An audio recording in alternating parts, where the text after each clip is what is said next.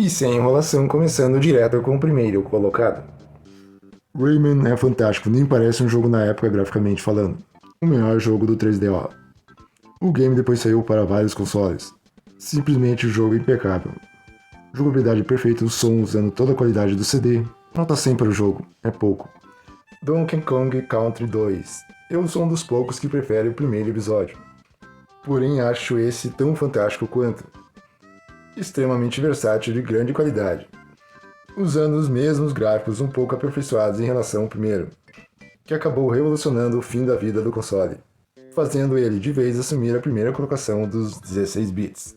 Várias trilhas sonoras clássicas estão aqui, em um dos melhores jogos de plataforma 2D da história. Nota 100. Chrono Trigger, considerado por muitos o melhor RPG da história.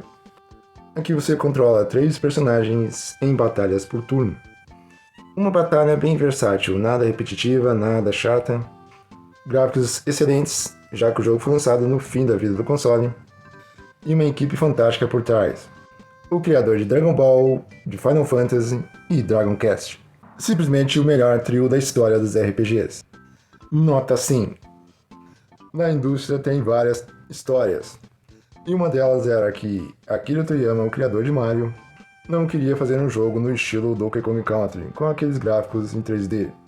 Algo que ele não curtia muito segundo essa história, de bastidor. Desmentida pelo próprio. E eis que está aqui um excelente jogo de plataforma com gráficos belíssimos, totalmente diferentes do Donkey Kong Country. Aqui os gráficos são desenhados à mão, tornando ele um dos jogos mais belos daquela geração. Bom, talvez o único lado ruim seja aguentar o choro do Mario, quando ele escapa por alguns segundos. O jogo é simplesmente perfeito também, nota 100. Dragon Quest 6 é pouquíssimo falado, mas eu só tenho boas lembranças dele. Seja nos gráficos, na jogabilidade incrível e clássica, e uma aventura com mais de 50 horas. Ou seja, o mesmo Dragon Quest de sempre. Aproveitando bastante do poder do console já que saiu do final da vida dele. O último Dragon Quest, dos 16 bits da Nintendo. Depois do 7º episódio saiu para o Play 1 só 5 anos depois. 5 anos daquele período era uma eternidade. Hoje em dia uma empresa demora até 10, 15 anos para produzir um jogo. Vergonha e incompetência. Mas falando de Dragon Quest, o jogo é impecável. Nota 100. O 3º episódio de Mega Man X. Impressionante como a Capcom produzia 1 ou 2 Mega Mans de qualidade por ano naquela época. Algo fantástico. Hoje as empresas têm dificuldade de produzir muitas vezes um jogo em 5 anos. Aqui espere um dos melhores episódios, se não o melhor Mega Man X de todos. Nota 100 para o jogo. Bom, eu não entendo as críticas negativas em relação a esse jogo. Muitos acham ele um dos piores Castlevania. Eu acho justamente o contrário. O final nele é o começo, por exemplo, de Symphony of Night, que pra mim não é tão bom quanto dizem. Eu prefiro mais o Castlevania do estilo plataforma antigo, e não tanto o estilo Metroidvania. Salvo algumas exceções. Os gráficos são muito superiores a Castlevania 4. A jogabilidade e a gameplay é a mesma de sempre. E isso é ótimo. Nota 95 para o jogo. Ristar. Esse é um jogo subestimado. Saindo do final da vida do Megão, é um dos melhores jogos daquela época.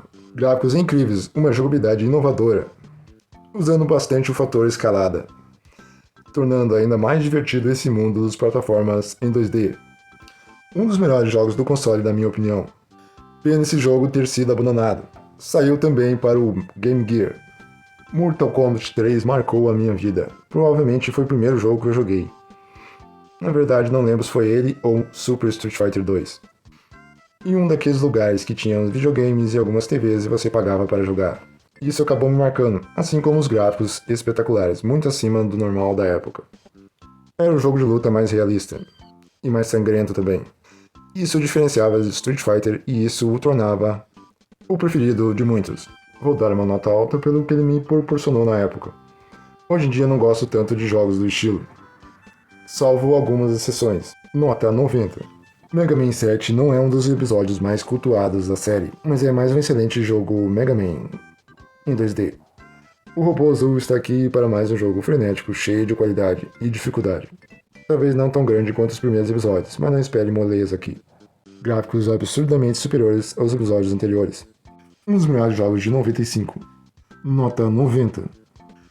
O jogo da minhoca mais famosa dos games. O primeiro episódio é simplesmente excelente, totalmente focado na diversão, tendo momentos engraçados entre ele e as vacas. Isso mesmo, vacas. O segundo episódio é tão bom quanto, evoluiu ainda mais os gráficos. Divertido no Super Nintendo e no Mega Drive. Depois o episódio que saiu para Nintendo 64 foi decepcionante. Não é um lixo, mas muito abaixo desses episódios. Queremos um jogo da minhoca de volta. Jogaço nota 90. Combat Zone. Os gráficos aqui são incríveis, né? Parece um desenho de uma HQ. E é isso mesmo. O jogo se passa dentro de uma HQ. Dentro dos quadrinhos gibi de antigamente. Você vai avançando pelos quadrinhos, subindo ou descendo, ou indo para frente, enfrentando vários inimigos em um beat up. Briga de rua, ou briga de rua, como se falava. Da melhor qualidade possível, jogo simplesmente impecável. Mais um jogo nota 100 dessa época incrível. Tales of Fantasia não é bem um jogo só de ação. Tem alguns elementos de turno. Dá pra se dizer sim que é um RPG de ação. Só um pouco mais lento. Os gráficos eram simplesmente impressionantes para o Super Nintendo. Lembrando bastante Star Ocean, outro jogo incrivelmente bonito para o console. Espere o jogo aqui com várias e várias horas de qualidade, obrigatórios para os fãs do estilo. Um dos melhores RPGs do console, nota 90.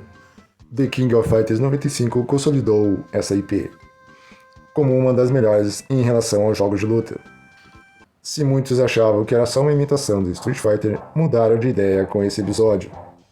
Aqui temos um jogo bem frenético, com os personagens de Action Fighter, Fatal Fury, nota 80 para o jogo, que ainda é bem inferior a The King of Fighters 98 e 97. Bom, a Disney podia votar nessa época que ela focava só na diversão. O 8 e 16 bits foi uma época extremamente marcada pela qualidade dos jogos dela, mas eu não considero ele um dos melhores episódios do Mickey. São inferiores aos jogos do Mega, na minha opinião. E nem é o melhor jogo do rato aqui para o Super Nintendo. Mas claro, é um jogo de grande qualidade. Horas e horas de diversão. Nota 90. Tekken 3 foi provavelmente o melhor jogo que eu joguei de luta no console PlayStation 1. Os gráficos e a cena em GC eram incríveis. Isso cutscenes na época era chamado de GC. E Tekken 2 é a mesma coisa, só que obviamente inferiorizado, tecnicamente no geral. Mas apresenta a grande qualidade de gameplay apresentada no episódio posterior. Nota 85 para o jogo. Um dos primeiros jogos que eu joguei depois de Mortal Kombat 3 e Super Street Fighter 2. Era um fenômeno da época nas locadoras. As movimentações não eram nada realistas, mas era algo bem divertido e bem disputado. Se você fosse jogar contra o console, você teria que ter experiência no jogo, senão seria humilhado. Mas o que mais marcava aqui era o confronto contra um amigo.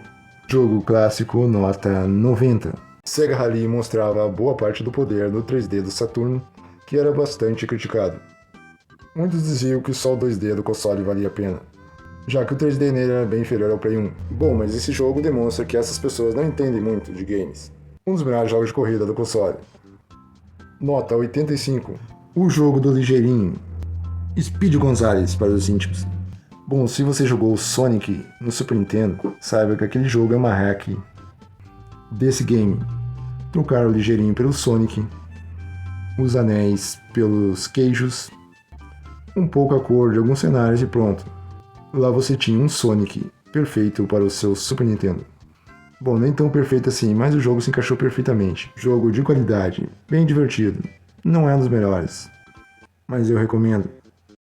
Nota 85. E quem diria que Máscara teria um jogo para 16 bits divertido? É um jogo que não é muito comentado, passou batido por muitos. Mas da época, sim, o filme nele foi um dos maiores sucessos entre as crianças e adolescentes nos anos 90, comandado pelo Jim Carrey. Aqui você vê as mesmas doideiras que ele faz no filme, carregado de bastante porrada em um dos melhores jogos de plataforma do fim da vida do console, 16 bits da Nintendo. Os gráficos são bons, jogabilidade de fácil entendimento, jogo divertido, nota 90. 1995 foi um ano incrível na história dos games, como tantos nos anos 90 e 2000. Megão e Super Nintendo estavam chegando ao seu fim, porém ainda apresentando jogos espetaculares.